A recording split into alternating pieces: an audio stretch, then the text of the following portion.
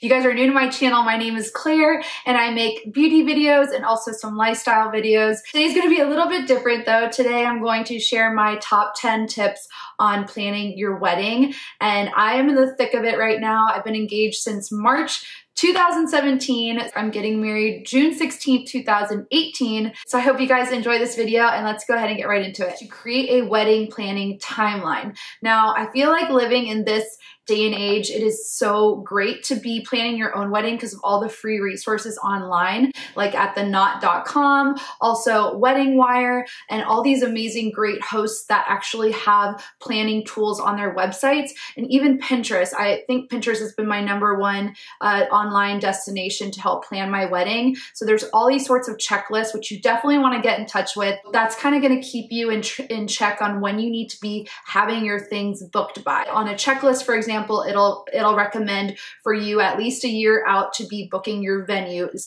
to research venues and looking at that first, because once you pick your venue and your date, then everything can start to really kick off. I'll link some also in the description box below for you guys just to have a nice rough draft on where to begin and to lessen the feeling of being overwhelmed when you first just don't know where to start and begin. So definitely check that out in the description box below. That leads me to point number 2, and I would definitely say to get inspiration from Pinterest.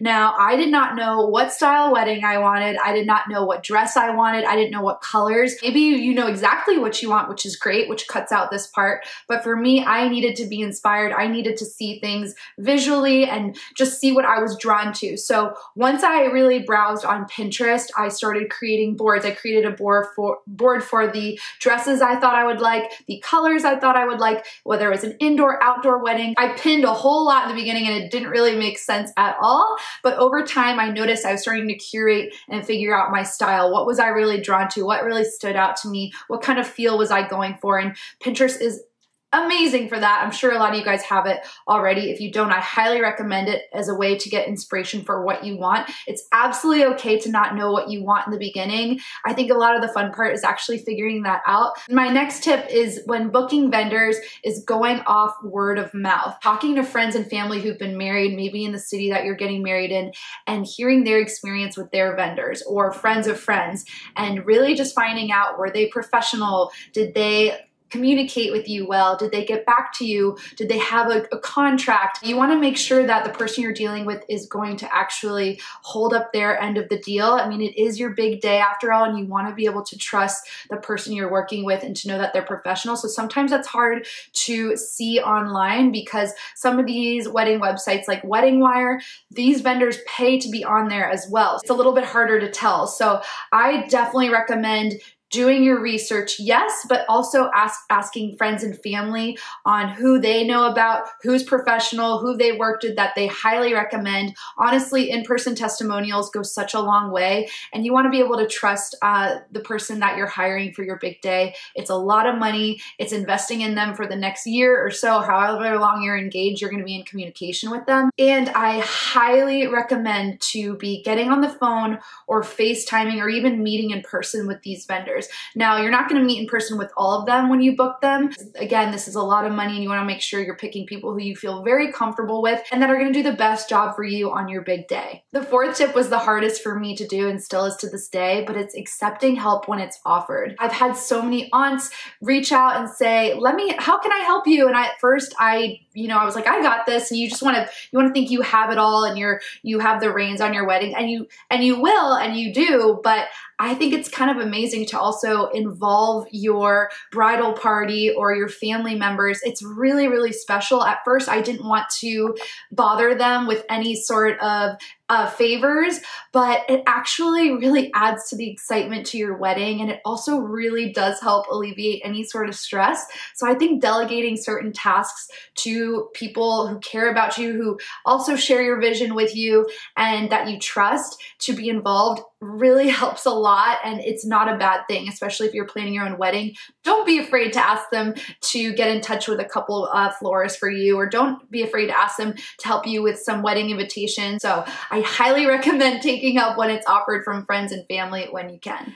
Of course, whoever you're marrying, you want to be involving as well. I know it hasn't sounded like this at this point, but I have to say, I mean, I have planned most of my weddings so far, but of course I've involved Tommy when I can. And I think the most important thing for him and I these last couple months is always just finding dates to get together, and non-negotiable dates. Like we'll say, okay, this Sunday, next Sunday, and the following Sunday at this time, we're going to sit down for 2 hours and we're going to tackle some wedding stuff. So we kind of just blocked off these non-negotiable times to address wedding things, because it's so easy to just push off times and just be like, we'll get to it later, we're too tired, this and that. And before you know it, time is moving, and you need to stay on somewhat of a schedule and a pace to really make sure that you're checking off a lot of those to-dos that were in that initial tip that I shared with you guys about having that large wedding planning checklist. So you want to make sure you're crossing these off with your partner, that they feel involved, that they're feeling excited, and that there's open lines of communications, especially when you're meeting in person for these specific meetings. And I noticed that we would try to do it while watching TV was on in the background, and we just kind of be on our laptops on the couch, but it wasn't as productive, and you kind of felt like we weren't really getting down to the details of what we want and sharing our vision together. So I think really carving out those times and making it fun as well. Like would get wine and cheese and make it a fun thing. You obviously want to remember this is something fun that you're planning and not torturous. So, you know, make a fun date out of it so that you can plan your wedding and talk about it over some wine and cheese. My next tip is going to be relating to budget. Now I know budget is a huge thing. It could be its own video, for goodness sakes. I know it's scary seeing the price tag on weddings. You want to do a ton of research on, you know, different price points. What does it typically cost? Because I didn't know a lot of the cost of vendors until I started planning, and whoa, my eyeballs almost fell out of my head half the time when I would get a response to an email. And a lot of the time I would ask to see if the vendor would actually be willing to work with my budget. And that is something I did not realize I could ask, because I thought everything was a fixed price.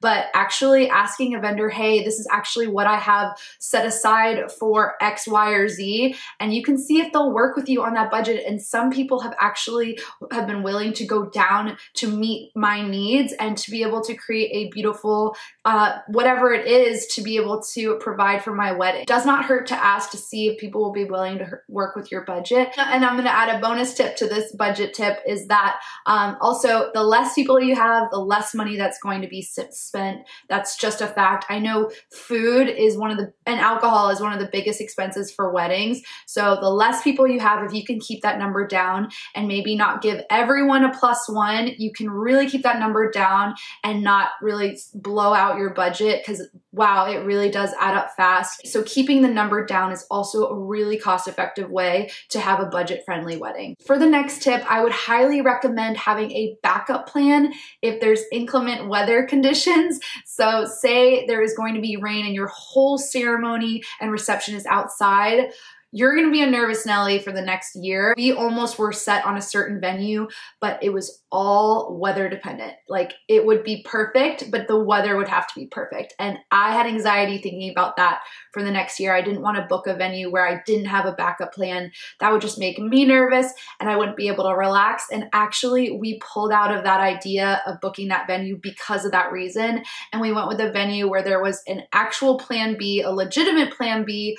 If there was rain, we have a backup plan now that I'm very happy with, and that gives me so much comfort and I don't have to stress about it. So that's a huge one. If you are worried about weather at all, and you know, obviously a lot of it depends on where you live, then I would just make sure you do have a backup plan. And a lot of the times these venues who do run weddings, a lot of the time wedding events will have a backup plan. Make sure you explore that when you're venue shopping, but that's a really important thing to make you feel at ease. And just any sort of plan B, you know, you want to be thinking plan B just in case. If there's certain things you are concerned about, it may not even be weather, it may be, you know, making sure that there's enough chairs, seating, all these things, just making sure you have a backup option just in case the first one doesn't work out. Okay, my next tip is keeping a paper trail. So you want to document everything, all your conversations with each of your vendors, who you've booked, who you have a contract with, maybe even printing all these out, all of the contracts so you have them in tangible form. Also who you've paid a deposit to,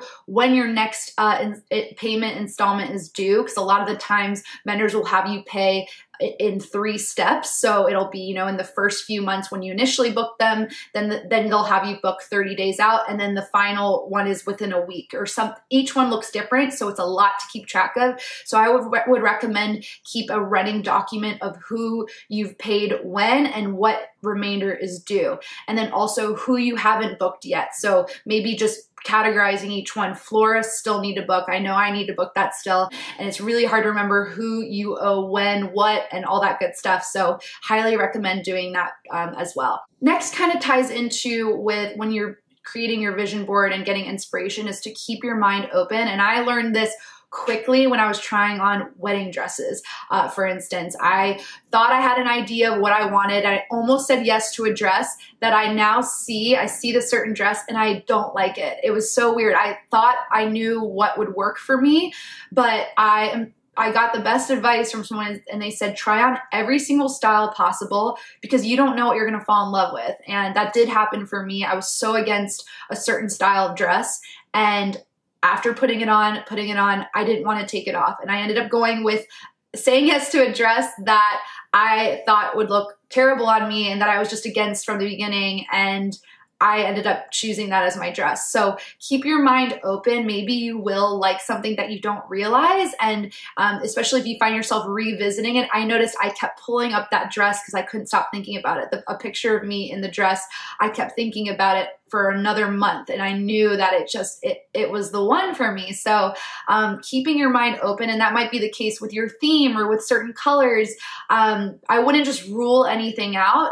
I would just really see what kind of starts to stick with you. So and really listening to that voice inside of what that's saying to you and speaking to you. So because that has happened to me a couple times on a few things with my wedding planning so far. So keeping your mind open and then just trying everything out and then seeing what sticks. The last tip is just being present during this whole process. And I cannot emphasize enough how fast this time is going since March. It is blowing my mind, you guys, and that's why I want to do this video today, because 6 months is also going to go by so fast. And engagement is like a very sweet and precious time. You know, it doesn't last forever, and it's just like this very fun, exciting time.